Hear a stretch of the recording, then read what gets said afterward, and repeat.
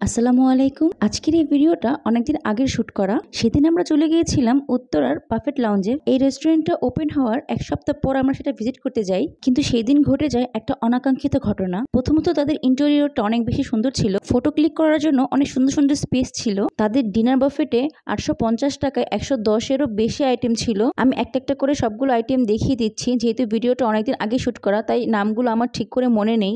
Honestly বলতে গেলে তাদের ফুড কোয়ালিটি ছিল অনেক বেশি ভালো, 10 on 10। প্রত্যেকটা খাবার অনেক বেশি মজা ছিল। তার সাথে ছিল live juice bar, live kebab, live dosa, live phuchka, live nitrogen smoke chips. আমরা যেদিন রেস্টুরেন্টে ভিজিট করি সেদিন আমরা যে আনওয়ান্টেড সিচুয়েশনে পড়েছিলাম সেটা হচ্ছে তাদের সিটিং ক্যাপাসিটি অনেক বেশি গ্যাদারিং হয়ে গিয়েছিল এবং তার মধ্যে হঠাৎ করে এসি অফ হয়ে যায়। তার কিছুক্ষণ পরে হঠাৎ করে পুরো বিল্ডিং এর কারেন্ট অফ হয়ে যায় এবং তখন কার্ডে পেমেন্ট করার কোনো অপশন ছিল না।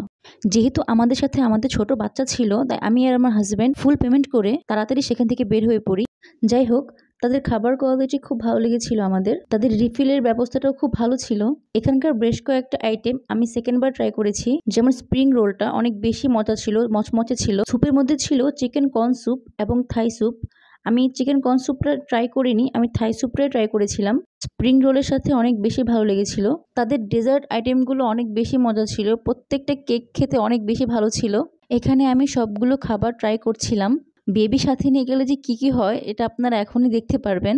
বাই দ্য ওয়ে, খাওয়ার সময় আমার এক্সপ্রেশনগুলো ইগনোর করবেন, আমি কোনো প্রফেশনাল ফুড ব্লগার না। খাওয়ার সময় আমার এক্সপ্রেশনগুলো খুব বাজে হয়ে যায় আসলে, কিন্তু খাবারগুলো অনেক বেশি ভালো ছিল। খাওয়ার সময় আমার মেয়ে আমাকে এভাবেই ডিস্টার্ব করে যাচ্ছিল। আসলে সে নিজেও কিছু খাচ্ছিল না আর আমাকেও খেতে দিচ্ছিল না। আমরা যখন কোথাও খেতে যাই আমাদের এইভাবেই সবকিছু ম্যানেজ করতে হয়। প্লিজ সবাই মাশাআল্লাহ বলবেন।